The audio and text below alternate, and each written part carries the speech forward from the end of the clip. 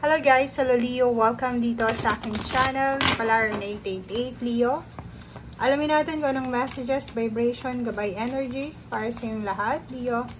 At ay para sa last week ng May and then first week ng June 2024. First card natin is number 39, 9, 10, 11, 12, 3. Balance card. Meron ditong butterfly. Illumination, perception. So, sinasabi ng baraha sa'yo dito na, Leo, meron kang mararamdaman na sobra-sobrang freedom sa linggong ito. Okay? Yung parang mararamdaman mo na, yung parang bigla ka lang makaramdam ng kaginhawahan sa pakiramdam sa linggong ito. Comment down below if you're resonated, if maramdaman mo to. Alam mo yung pakiramdam na bigla kang parang nawala ng tinik sa yung dibdib. Parang ganun. Nawalan ka ng problema. Parang ganun. Or nakahinga ka ng malalim. Nakuha mo kung ano yung gusto mong makuha. Sign. Oh, wow. So, yun. So, kung naghahanap ka daw, Leo, ng mga signs, ang sign mo this week is butterfly.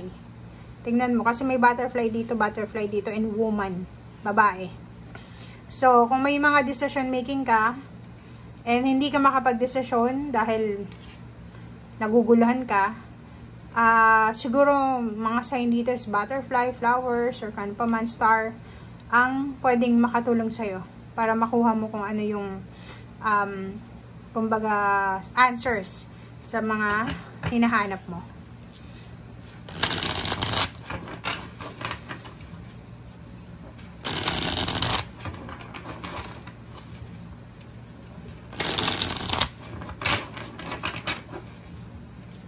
Okay. Leo.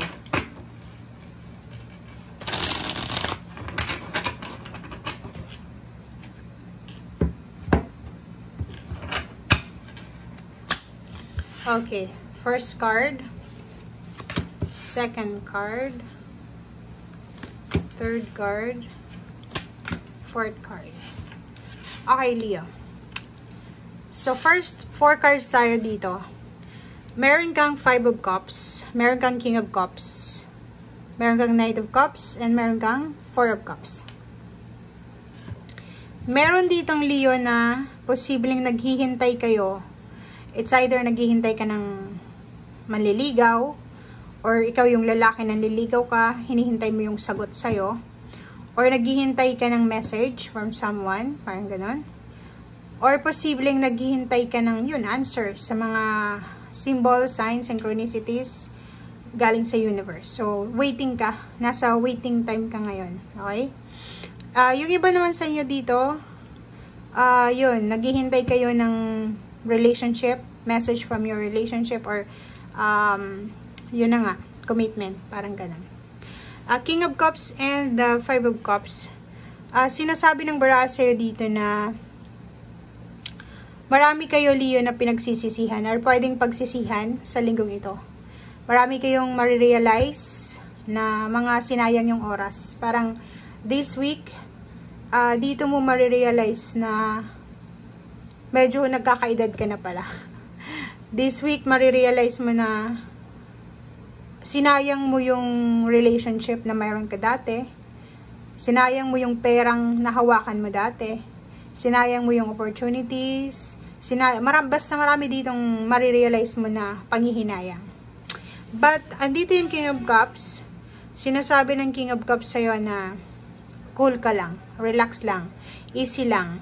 Kasi, pwede mo pa siyang ayusin. Hindi pa huli ang lahat. Okay? Kahit sabihin mo na nanghihinayang ka dahil may edad ka na. Gusto mong mag-abroad, gusto mong magtrabaho, pero may edad ka na. Hindi pa huli ang lahat eh. Pwede ka naman magtrabaho sa loob ng bahay. Diba? So, wag mong ilagay yung sarili mo sa limited options dahil sa kung ano yung status mo sa buhay, kung ano yung edad mo, kung ano yung meron ka sa ngayon. Okay?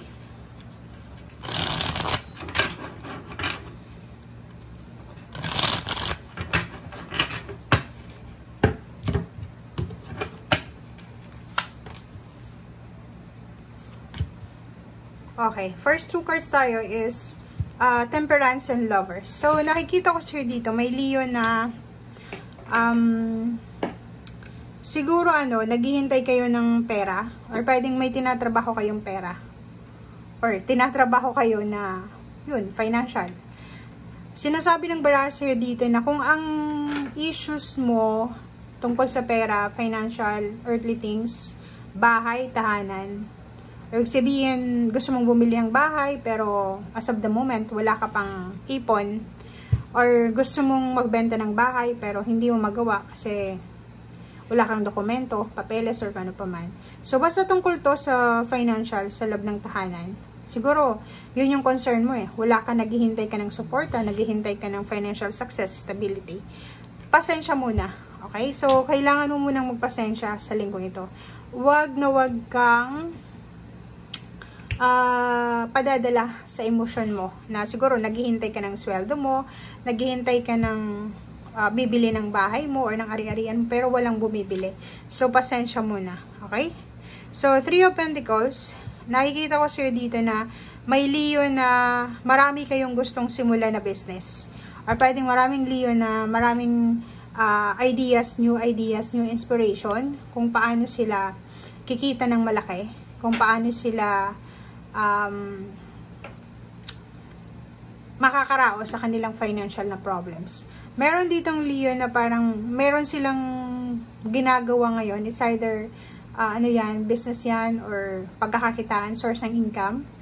And yung rason niya, yung motivation niya is para makuha niya yung financial stability. And then once na nakuha niya na yon, gusto niyang libutin ng buong mundo, gusto niyang magpatayo ng bahay, gusto niyang lumipat ng tirahan. Basta mayroon siyang goal dito eh, 'di ba? So, sobrang workaholic na Leo ang makikita niyo this week.